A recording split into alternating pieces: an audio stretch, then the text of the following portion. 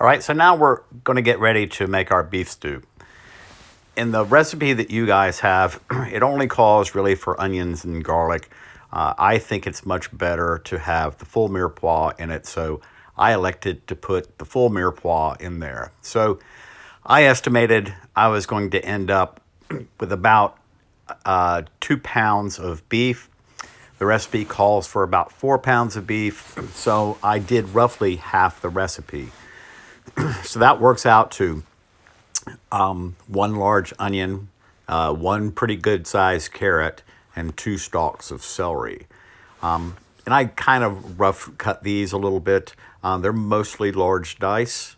And even the garlic, because I knew the garlic was going to simmer a long time and get very, very soft, I didn't bother to mince up the garlic. I left it in fairly large pieces. So I just have large cut my mirepoix and I put them all together. I keep the garlic separate because the garlic is not going to go in with the rest of the mirepoix.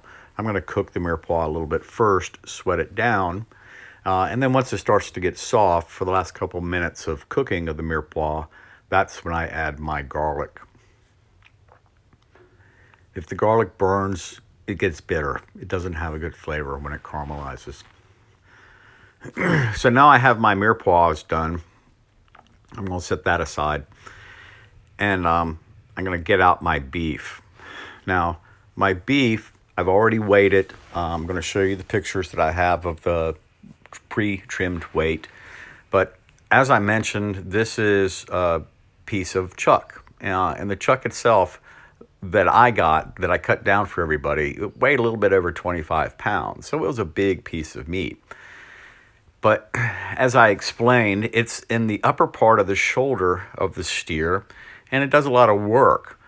There's a lot of muscles in that area. So the chuck isn't just one muscle, but the chuck is a large area. It's a group of muscles. And the muscles run in all kinds of direction. So that's why it has to be cut up and it has to be trimmed out, because not only does it have a lot of connective tissue and does it do a lot of work, but we're dealing with more than one muscle group. So really the way I like to attack a chuck like this is to separate the muscle groups. And then it kind of gives you a kind of a good idea of how the chuck is put together, so to speak. So use your hands. I like to see with my hands. See, now here I've taken care of that small piece first.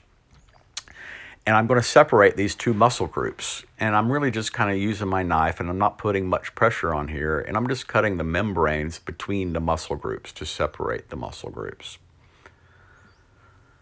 So a sharp knife here helps. I don't like a boning knife for this procedure. That's just a Chef Jim thing. Some chefs certainly do. There's nothing wrong with using a boning knife.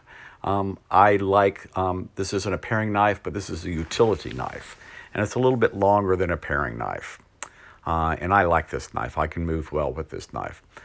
So I just took out that big chunk of fat. And then I'm going to go through the piece and selectively take off what's called silver skin, which is actually part of the tendons where it connects to the muscle. And any other thing that is really hard, you can tell. And I'm going to try to take off most of the fat. So I don't go crazy and take off every single bit of fat, because there's, fat is between the layers of the muscles, and the fat helps give it good tenderness, and the fat also is a good flavor carrier. So I'm just going to work around gently. I'm not pushing hard with my knife, making sure that I use my steel every now and then to keep the edge on the knife. And I really just want to continue to separate things. Not so much cut through the pieces, but you see how I'm separating pieces and I'm finding where this connective tissue runs. And I'm trying to just peel the meat away from that connective tissue. Just little bits at a time. You'll use your hand and you can feel in there where it is. I'll take the knife. Sometimes you'll see me and I'll go up underneath some of those tendons or the silver skin and flip it off that way.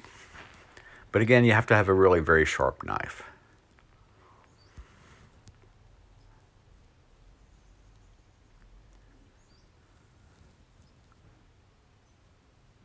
So I lost, I don't know, I haven't added it up yet, but I started off with 2.4 pounds or 2 pounds, 4 ounces of beef.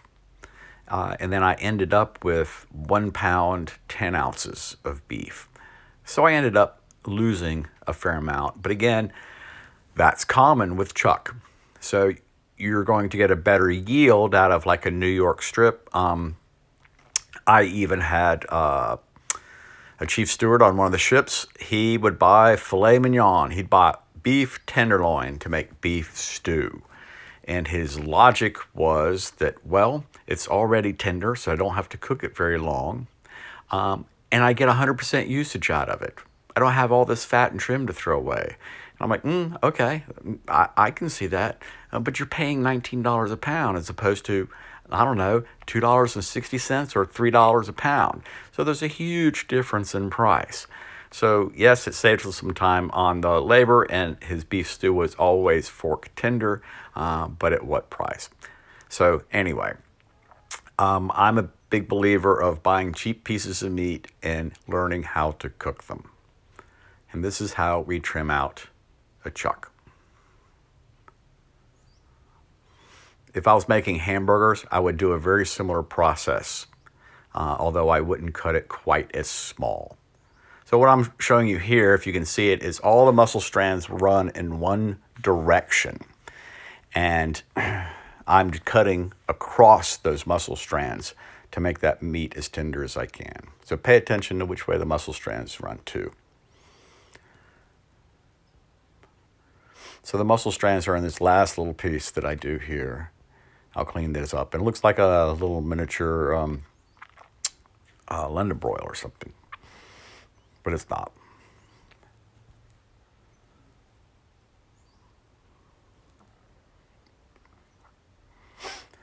So now I'll take this and I'll season it with some flour and some salt and pepper, and I'll brown it off. I know the recipe says not to add the flour until a little bit later, but I like to add it to my beef pieces. It doesn't hurt a thing, and it browns nice that way.